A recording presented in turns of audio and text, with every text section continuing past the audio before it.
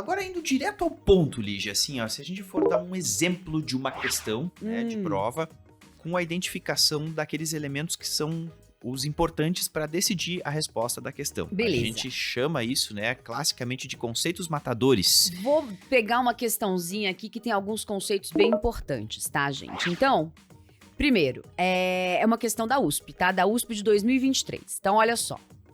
Paciente de 5 anos, sexo masculino. Ela é uma questão que a gente vai abordar várias outras coisas aqui também.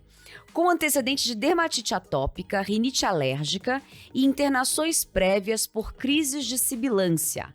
Pausa. Depois que você leu todo esse enunciado, você já viu que o cara tem várias atopias. Ele tem dermatite, ele tem rinite e ele tem crise de sibilância. Provavelmente, ele tem uma asma. Vamos seguir. Foi admitido no setor de emergência apresentando quadro de febre de até 39,5, então uma febre alta.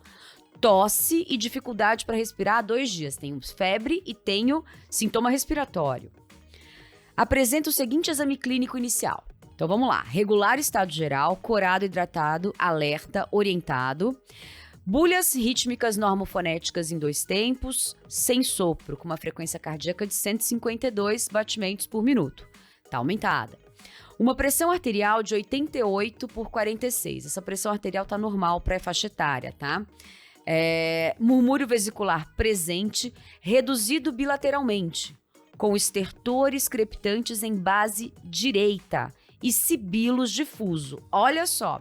Lígia, você acabou de falar que pneumonia não dá sibilo. Veja bem. Essa criança tem todo um antecedente de atopia que foi colocado logo no início da questão. Então, esse paciente tem asma. Um cara com asma não pode ter uma pneumonia? Ele tem, na história, febre, sintoma respiratório, febre alta, né? Sintoma respiratório. E ele tem, na ausculta, estertores crepitantes e murmúrio vesicular diminuído. Os murmúrio diminuído e os sibilos provavelmente são por conta da asma. E aí, a gente vê que ele tem também tiragem subdiafragmática intercostal e de fúrcula. Tem tiragem. Com um tempo expiratório prolongado, uma frequência respiratória de 42, quando que o normal para ele seria até 40. Então, ele tem uma taquipneia. Taquipneia, febre, sintoma respiratório, estertor na ausculta, é pneumonia. Acabou. Mas o cara também tem uma asma. Ele deve estar descompensado dessa asma por conta da infecção. E ele não só tem uma descompensação desse quadro, não só uma pneumonia, né, que é o primeiro conceito aqui importante, taquipneia com sintoma respiratório, estertor, pneumonia, mas ele tem uma pneumonia grave, porque esse paciente apresenta tiragem subdiafragmática, intercostal e de fúrcula. Presença de tiragem significa uso de musculatura acessória, significa eu estou cansado pra caramba, daqui a pouco eu vou precisar de ajuda para respirar. Logo, este paciente não pode receber alta hospitalar. Ele tem que ficar internado. Vamos continuar. Tempo de enchimento capilar... Saturação de oxigênio de 92% em ar ambiente. Tá saturando baixo. 96% na máscara de Venturi a 50%. Tempo de enchimento capilar de 2 segundos. Pulsos cheios. Então tá ok dessa parte. Peso de 20 quilos.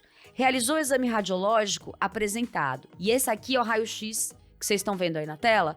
O raio-x deste paciente, né? Então, vocês veem que ele tem, no lobo direito, ele tem uma condensação, ele tem uma opacidade, tem até uma cisurite, né? Que é essa linha mais esbranquiçada, bem na cisura do lobo direito, e a condensação. Então, esse cara tem uma pneumonia, esse paciente tem uma pneumonia, você consegue ver pela consolidação, mas pela história clínica, ele também está sibilando, ele também está numa crise de asma.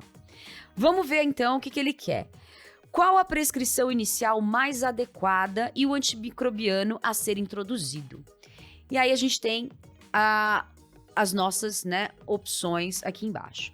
Pessoal, se ele tem uma crise de asma no momento, e ele tá com sintomas importantes, ele tá com bastante retração, ele tem aqui, não fala como é, não, ele tem uma saturação de 92%, etc. A gente vai ter que iniciar um tratamento para asma, como tá escrito aqui. Então, as opções: salbutamol via inalatória, ok. 3 vezes com intervalo de 20 minutos, belezinha. A dose para essa criança seria uma dose de 600 microgramas por via inalatória, que ele tem 5 anos. Prednisolona, eu preciso utilizar? Sim, a gente vai utilizar, porque é uma criança que já teve várias outras crises de sibilância, você vai utilizar prednisolona na primeira hora. Então tá correto, prednisolona na primeira hora. Máscara de Venturi para manter, e aí a gente vai ter que escolher um antimicrobiano, tá? Então, o foco aqui não é tratamento da asma, mas, né, lembrando do tratamento da asma, salbutamol é a medicação de escolha, que você vai usar de acordo com a gravidade do seu paciente, repetindo 3 vezes em até 1 hora, então 3 vezes a cada 20 minutos. Corticoide por via oral deve ser iniciado também logo no início. E aí a gente vai escolher o antimicrobiano. Nas opções que ele coloca, pessoal, ele coloca penicilina cristalina, endovenosa e azitromicina. O que vocês acham que é o mais importante? Qual que é o antimicrobiano de escolha para pneumonia com pneumococo? É a penicilina cristalina, sempre, tá? A azitromicina seria a escolha para uma pneumonia por micoplasma. Então, nessa questão, ou então por uma clamídia, né, para pneumonias atípicas. Então, nessa questão, a gente tem vários conceitos importantes.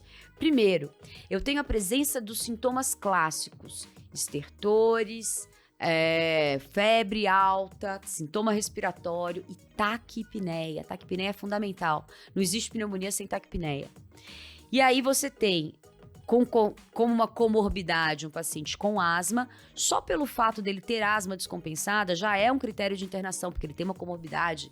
Então aqui a gente pensa nos critérios de internação também. Mas ele já tem um outro agravante, que ele tem pneumonia grave, com tiragem, com retração, com esforço. Ele tem uma condensação. Essa condensação faz a gente ter que pensar que esse paciente vai ter que usar um antibiótico de maior espectro? Não, porque aqui continua sendo o pneumococo o nosso principal agente. E a penicilina cristalina é perfeitamente capaz de cobrir esse paciente, tá? Então essa aqui seria a resposta certa. Observem que na radiografia ele não tem derrame, ele só tem uma condensação, né? Uma condensação à direita. Então a gente pensa que realmente tem que ser um tratamento para pneumococo. Uma questão bem comprida, que aborda a asma, aborda a pneumonia, mas é uma questão ótima, porque a gente tem aqui alguns conceitos importantes para falar de fato, né, da pneumonia e como que ela cai em prova.